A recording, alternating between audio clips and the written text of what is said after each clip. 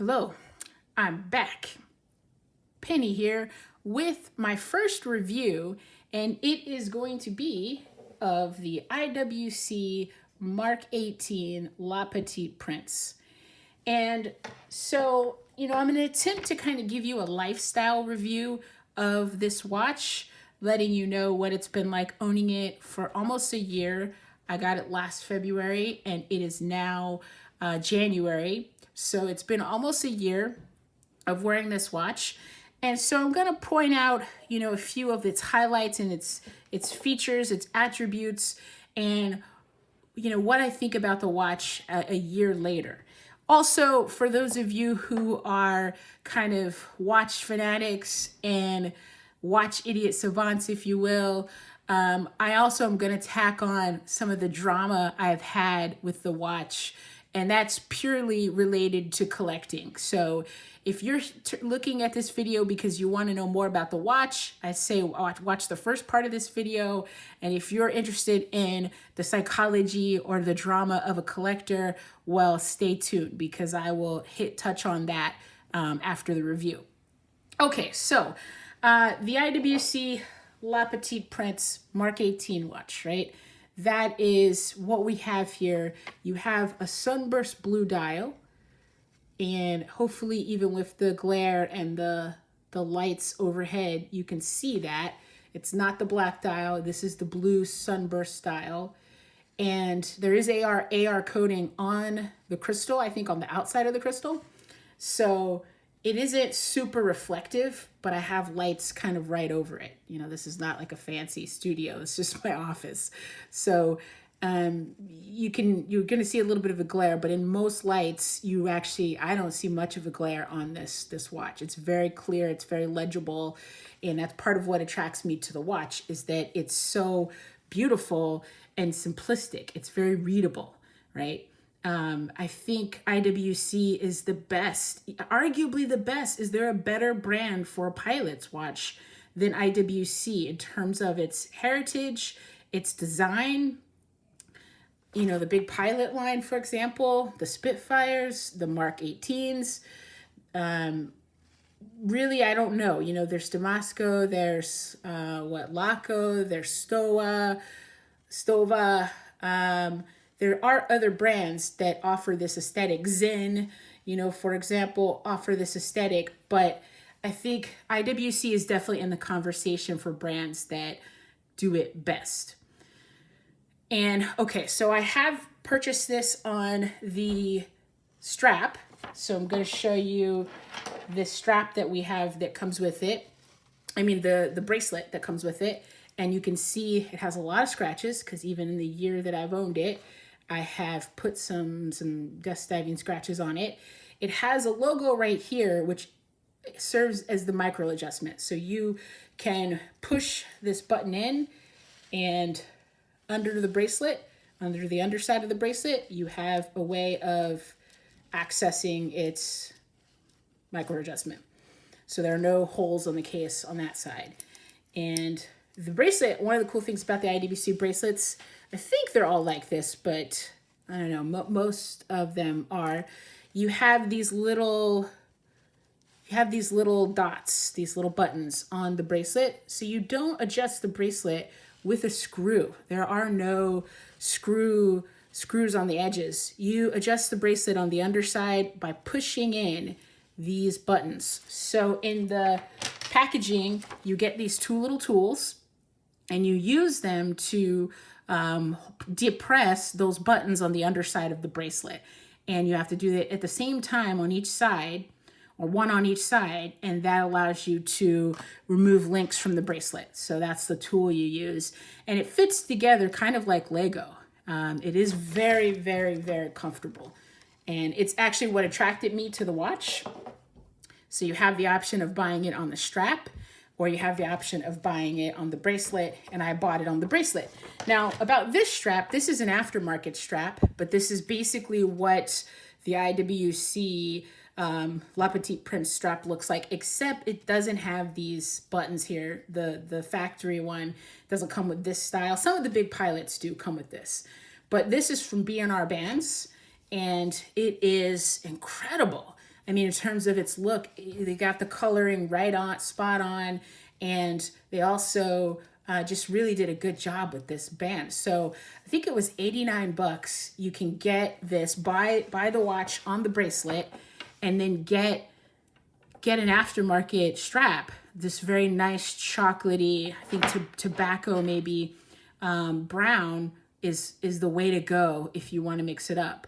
And $89 for this. I was going to order the factory, the OEM bracelet, which I think is about $200. But if you buy the watch on the bracelet, the strap you don't have the clasp and buckle for the straps. So you have to call the concierge. You have to go through a few loops to get the OEM bracelet.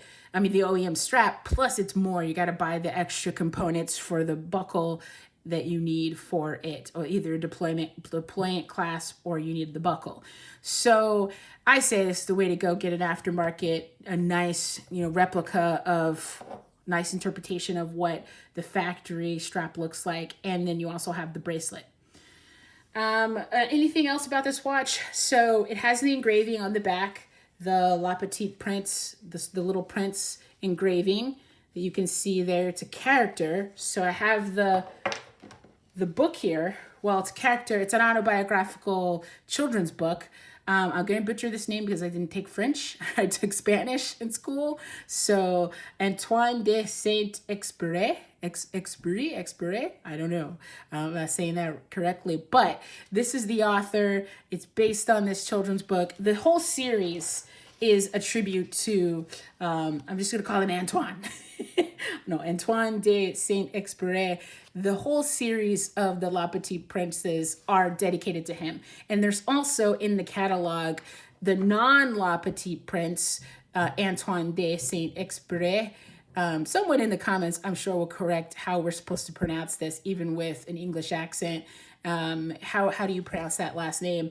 There's a couple of other watches that are dedicated to him that are not the Little Prince variation. So as far as I can tell, the Little Prince in IWC's catalog are usually the blue, sunburst blue dials. So you can get them in the Mark 18 series like this, but you can also get the La Petite Prince in the chronograph feature, with more complications kind of going down the line. They have the La Petite Prince version of a couple of them. And so the character, or again, it's kind of like an autobiographical children's book. Cool story. This is the engraving is based on that character, and you can tell that this is essentially, that photo right there is essentially what you get, boom, right there, right in the book. So that's pretty cool. And you have the book, you have the watch, you have the real historical figure who was a pilot who had a fascinating life. And so if you really are into that story aspect with your watches, you can do more investigating and more reading up on this line of the La Petite Princess of the watch. Okay, so other things, you can look up the specs. I'm not really super technical about it, but I know that the lug to lug is 20 millimeters. The lug width is 20 millimeters. The lug to lug here is the challenge that I've been having with the watch. It is 51.5, almost 52 millimeters. And the case thickness, it's fairly thin. I don't remember exactly what the case thickness is, if it's 11 or 13 or something, but it's actually a fairly thin case. And the diameter on the dial is 40 millimeters. So it's 40, 20, and here's a key factor, 51.5, right? That's pretty significant. So I'm wearing Hamilton Khaki King 2 just for demonstration, for comparison. And you can see that its lug to lug is actually very similar. It's not, this particular one is not a super short lug to lug. So it's similar, but it sits on my wrist differently, very differently than the La Petite Prince. Okay, so now I'm going to put that on for demonstration and let you see what that is like. Khaki King and then La Petite prints on a strap. I do happen to adore it on the bracelet. I think it looks smashing. It looks stunning on its bracelet. But the strap option is really nice for contrast, for something a little bit different.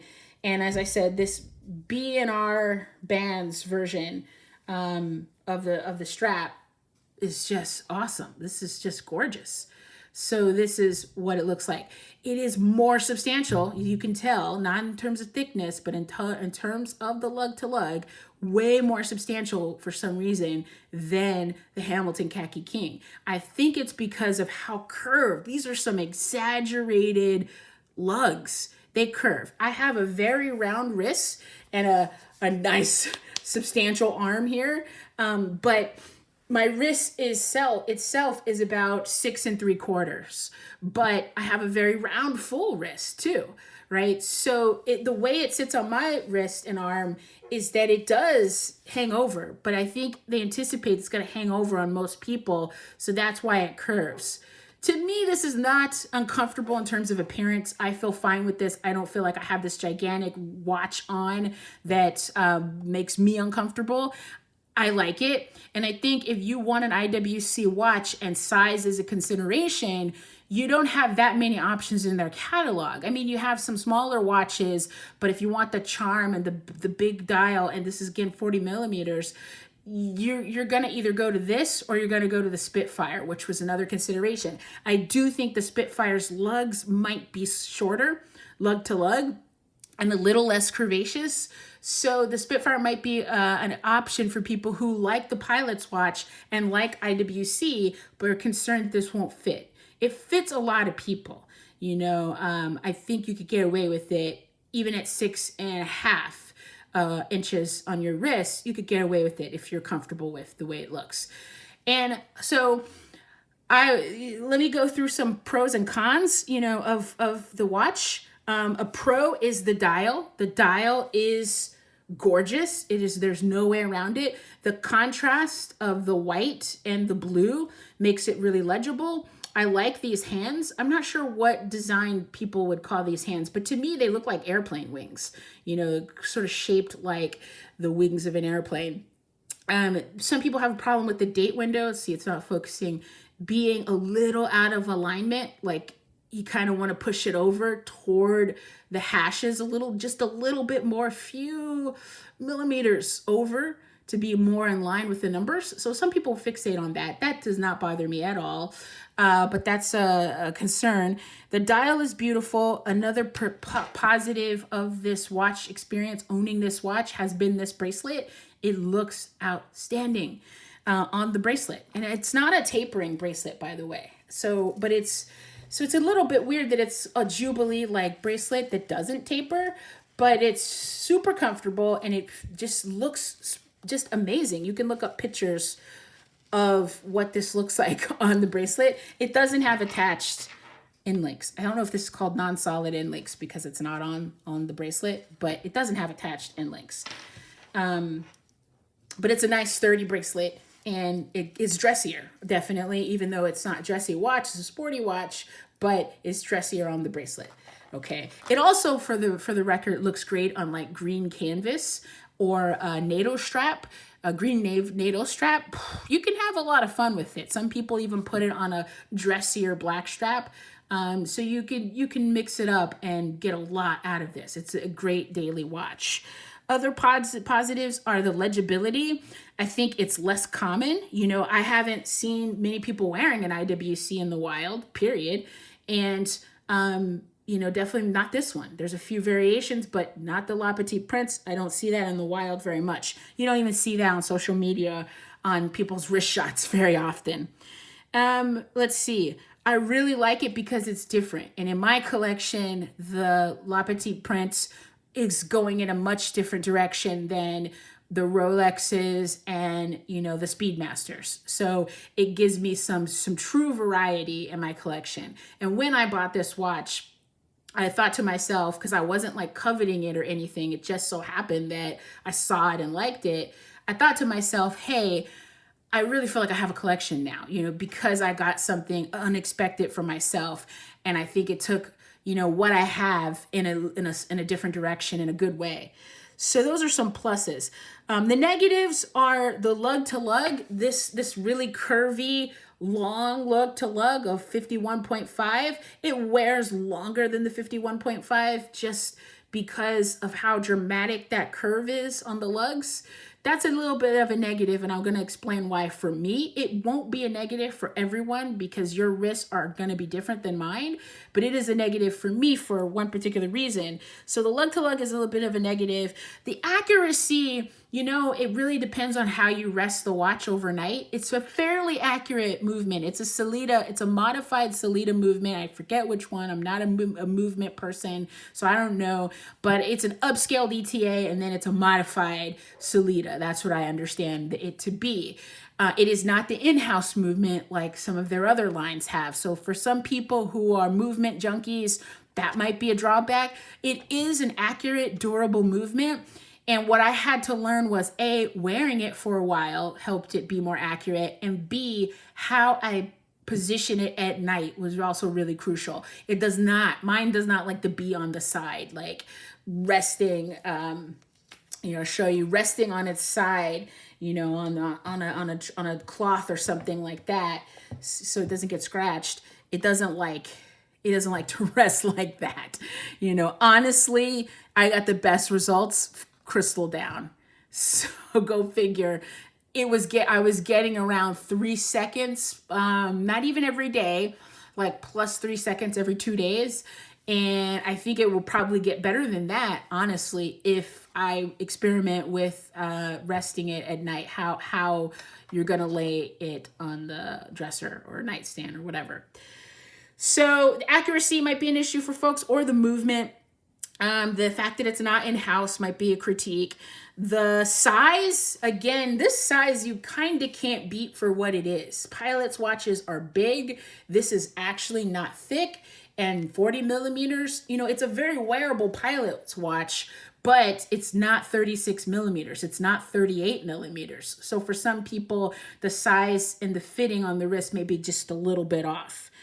That's pretty much it. Overall, I have absolutely loved this watch. Now, let me tell you why I sold it, because I've sold it twice. So, first time I sold it was I decided that the IWC was not in my theme, which is basically Rolex sport watches and Speedmasters, because I'm a Speedmaster junkie. So even though I like the diversity that it gave my collection, I convinced myself that I should sell it for the Speedmaster trilogy. By sold, I meant that I agreed to sell it. And then when I got the trilogy, I refused to ship it off. I was going to send it to Crown and Caliber, and I just had accepted all the offer and done all the paperwork. And then I just decided I can't get rid of it. It's so gorgeous. That was the first time I sold it. The second time I decided to sell it, which was really recently, was because I realized that I wear my watches. So this is my watch bone right here. Okay, it's not that big of a not a watch bone, a wrist bone. This is my wrist bone right here. I actually wear my watches before the wrist bone most of the time, especially on a bracelet. There's a little bit of room because I don't like the stainless steel super, tight on the wrist. I have a slight steel allergy or metals allergy. So it's better for me if I can let my watch have some movement. So I don't put it above the bone, I put it here. The problem with the IWC, after I decided I was keeping the watch, I decided to wear it long term. And long term for me is anywhere from a week to a month or to 3 months. So I decided I was going to wear the IWC for a month. And since I've had it, I have worn it for about a month at a time. But I did have this problem, but I kind of forgot about it and, thought it was something else. But really what's happening is that when I wear the IWC on the bracelet, it will slide down into this area. It slides down right to my wrists. And of course, you don't have as much range of motion there. That doesn't bother my wrist with a lot of watches, but with the side of this, the very curved lugs and case, for some reason it hurts my wrists. It absolutely, positively hurts my wrists when it slides down. In order to be comfortable, I have to wear this watch above the wrist bone, which is not a position that I typically wear my watches. So I decided to sell it because I thought, well, it's hurting my wrist. You know, that's it. I gave it another chance. And as beautiful as this watch is, and as much as I like it, I have to sell it because it hurts me. And it doesn't hurt as much on the bracelet. Actually, I mean, on the strap, it doesn't hurt at all wearing it on a strap. But on the bracelet, even though the bracelet is gorgeous and comfortable, it moves around the wrong way and actually does hurt my wrist. So I sold it again, or I agreed to sell it again, did the paperwork, got it all packaged up. And then, guys, I realized yet again, I cannot sell a watch. Even if it hurts me, I can't sell it.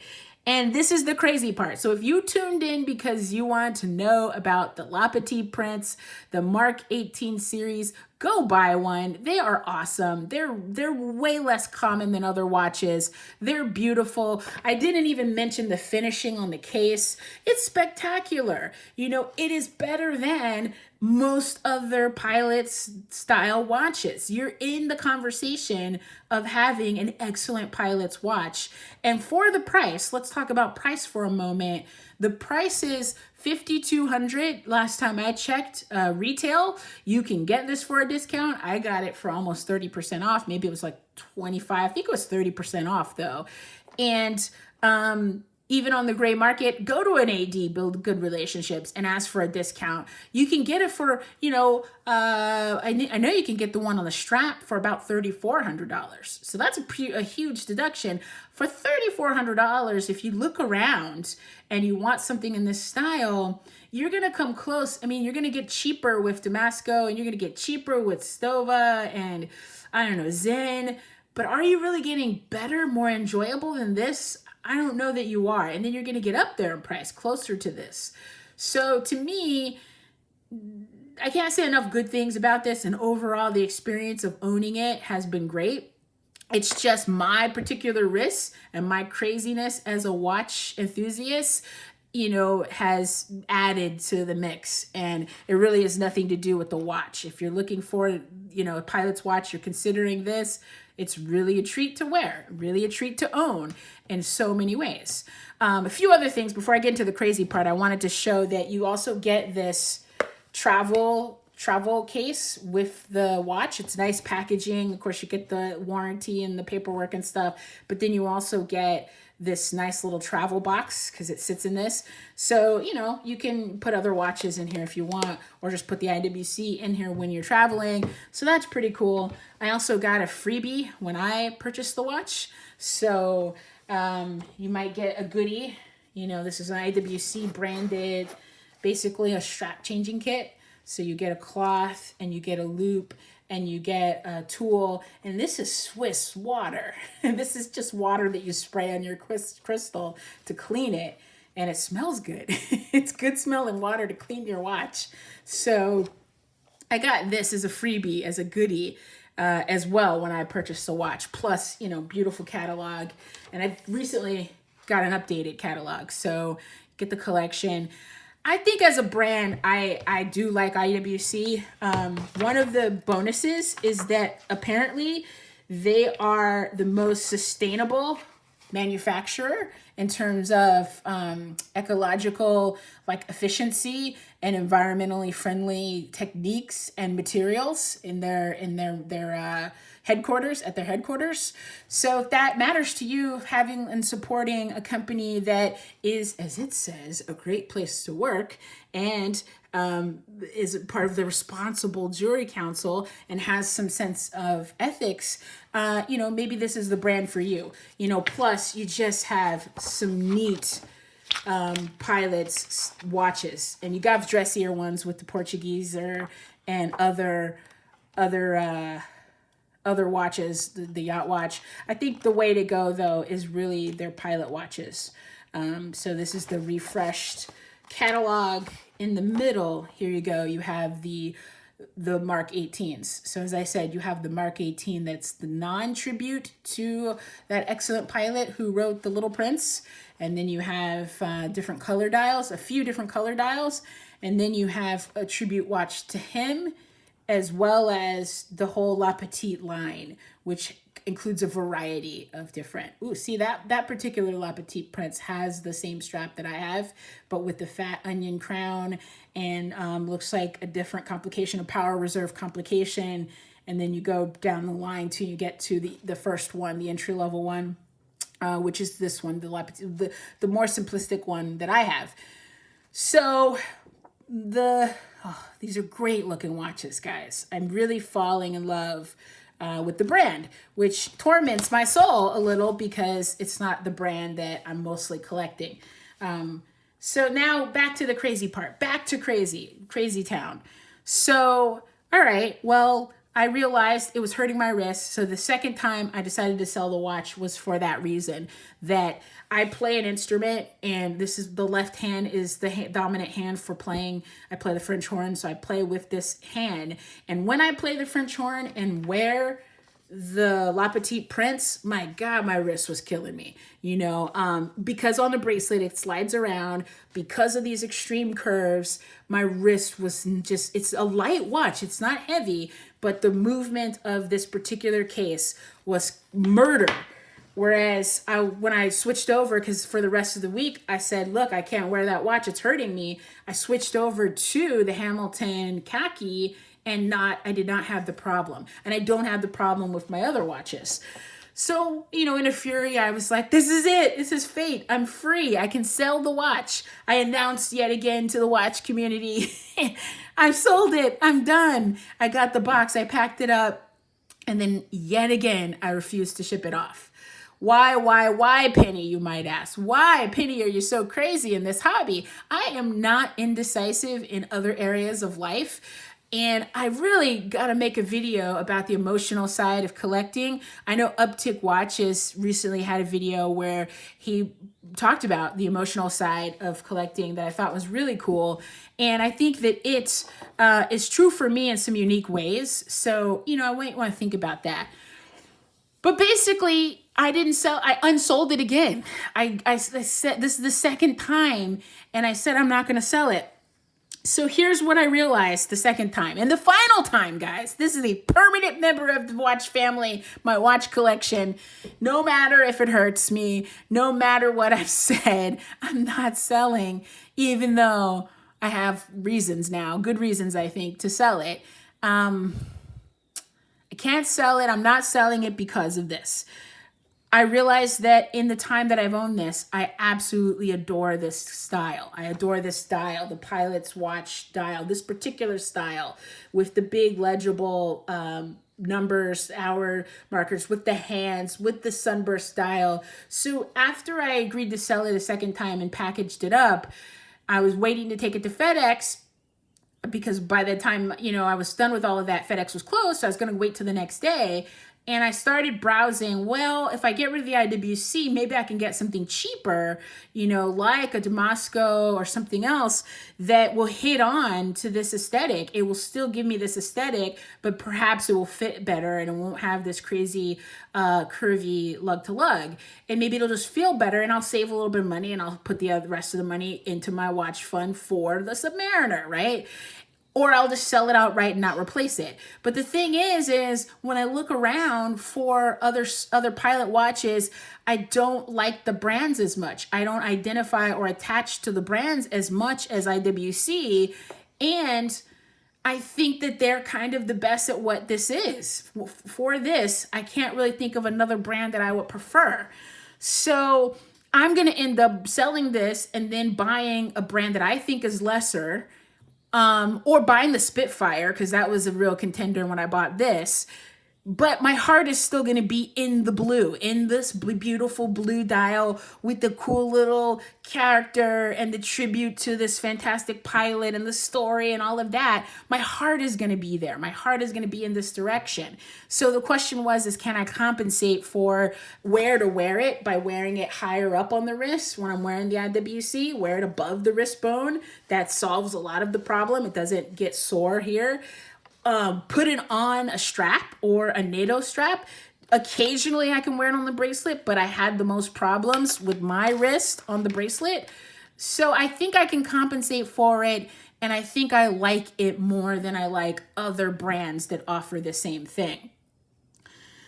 So, and then I guess there's the other side of what it's been like wearing something during quarantine, where I haven't had the memories of traveling around or being in the world with it. It's been a very like up and close personal kind of life and experience with any new watches. And this one too, because I got this one right before the pandemic started.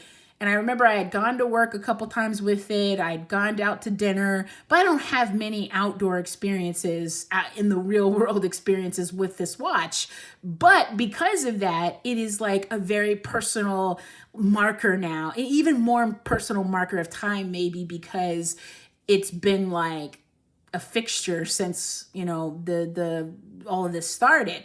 So, yeah, I think that's it. Hopefully the last time you'll hear me ever say that I'm selling or considering selling the IWC, because I realize that I still like what it does for my collection. A lot of people on social media and on my state of the collection video were like, don't sell it, it's great. And that didn't really influence me. The main factor was simply that it was hurting my wrist, and then I just couldn't let it go. So where I stand now is that I'm keeping it. It's a keeper. Guess what? It's a keeper. Like my other watches, it's a keeper.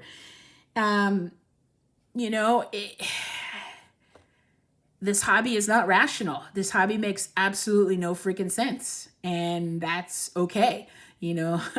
As long as you can live with your decisions. And so I am going to be living maybe, another year or two or whatever, indefinitely, with the IWC La Petite Prince Mark 18 watch.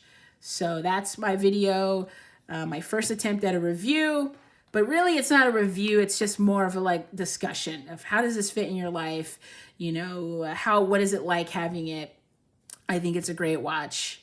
It's yet again, it's still here. It's like the Terminator of watches, where I thought it was dead. I thought it was gone. It was sold and then unsold. And in case you're wondering, I was going to be able to sell it back for pretty close to what I bought it for, because I got a good discount. So I think if you could shop around, get a good discount on an IWC watch, especially this particular one, you can recoup your money on it if you decide to sell. It's not totally true that you'll always lose big time.